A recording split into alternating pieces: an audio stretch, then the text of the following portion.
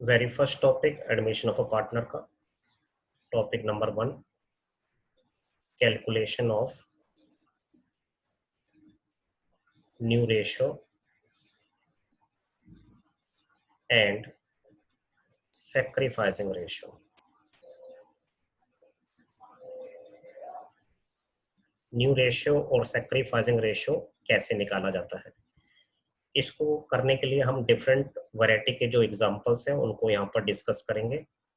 उनको सीखने के बाद आप बुक के जो क्वेश्चंस हैं वो इजीली कर सकते हैं। एग्जांपल वेरी फर्स्ट बेटा, एग्जांपल फर्स्ट मैंने इसमें लिया A and B are partners. They share profit losses in 3:2.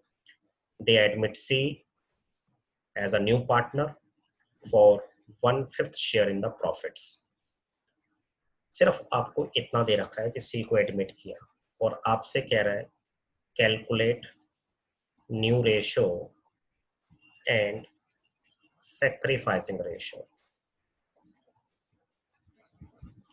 आपको न्यू रेशियो और सैक्रिफाइसिंग रेशियो कैलकुलेट करना है।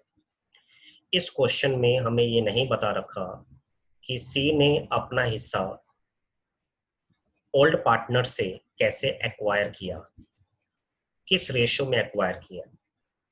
तो बाय डिफॉल्ट हम ये मानते हैं कि सी ने अपना 1/5 शेयर ए और बी से उन्हीं के ओल्ड रेशियो में एक्वायर किया।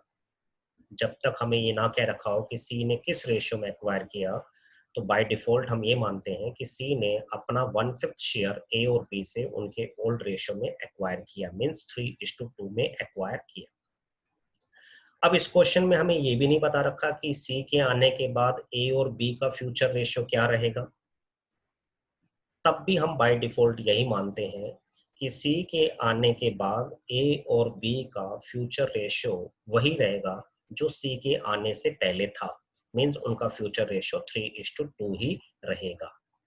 तो ऐसे केस को सॉल्व करने के लिए हम सबसे पहले let total profit of new firm, total profit कह लो या टोटल शेयर कह लो, of new firm. New firm means a firm having 3 partners A B and सी।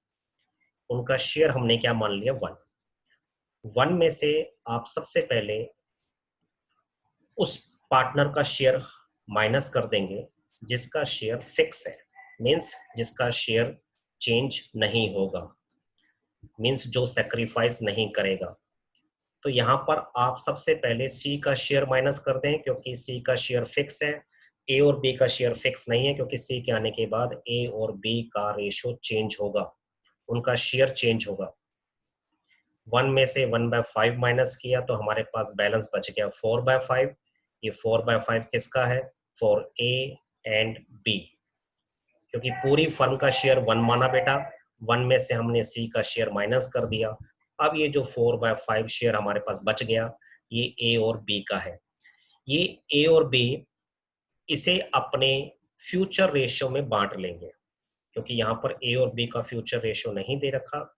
तो बाय डिफॉल्ट हम यही मानते हैं कि ए और बी का फ्यूचर रेशियो वही सेम रहेगा जो पहले था, मींस 3:2। तो 4/5 रिमेनिंग शेयर को ए और बी अपने 3:2 फ्यूचर रेशियो में बांट लेंगे। तो ए का न्यू शेयर कितना होगा, जो 4/5 बैलेंस बचा उसमें ए का शेयर हो जाएगा 3/5 एंड बी का न्यू शेयर जो बैलेंस बचा 4/5 उसमें बी का न्यू शेयर हो जाएगा इंटू 2/5। 4/5 इंटू 3/5 करने से ए का न्यू शेयर आ गया 12/25 और 4/5 इंटू 2/5 करने से बी का न्यू शेयर आ गया 8/25। सी का न्यू शेयर जो कि फिक्स आपको गिवन था वो 1/5 शेयर के लिए एडमिट हुआ था। अब आप यहाँ पर देखें कि जो बेस है वो हमारे पास 25 जा रहा है और यहाँ पर जो बेस है वो 5 है।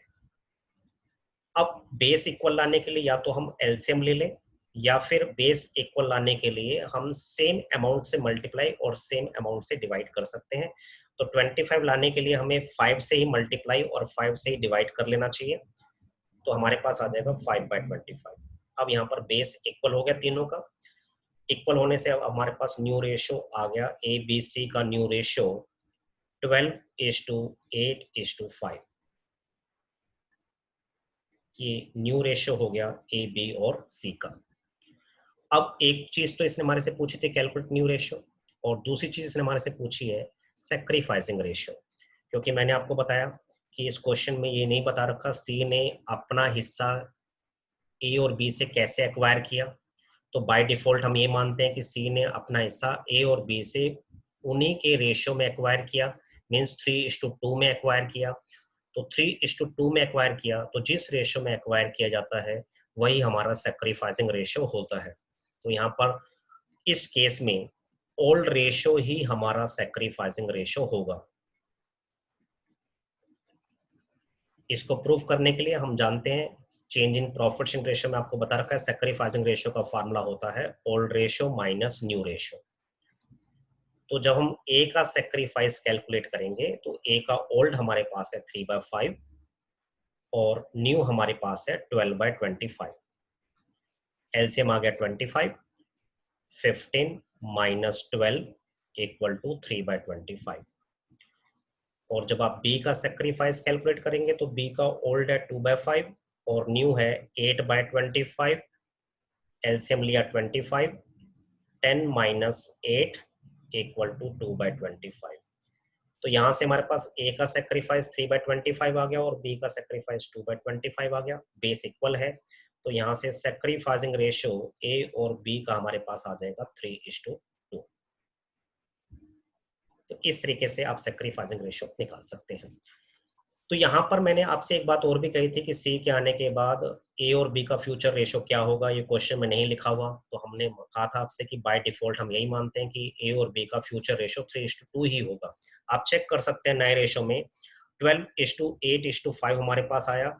अगर आप सिर्फ ए और बी का चेक करेंगे, ए और बी का रेशियो चेक करेंगे, तो इसको 12:8 को सिंप्लीफाई करेंगे तो आपके पास सेम 3:2 आ जाएगा। तो इसका मतलब फ्यूचर में भी ए और बी का रेशियो आपस में 3:2 ही है, लेकिन एज अ होल जब सी एडमिट हो जाएगा तो उनका रेशियो चेंज हो जाएगा। तो कंप्लीट रेशियो हमारे पास आ गया 12:8:5। तो होप सो बेटा आपको ये पहला केस क्लियरली समझ में आ गया होगा।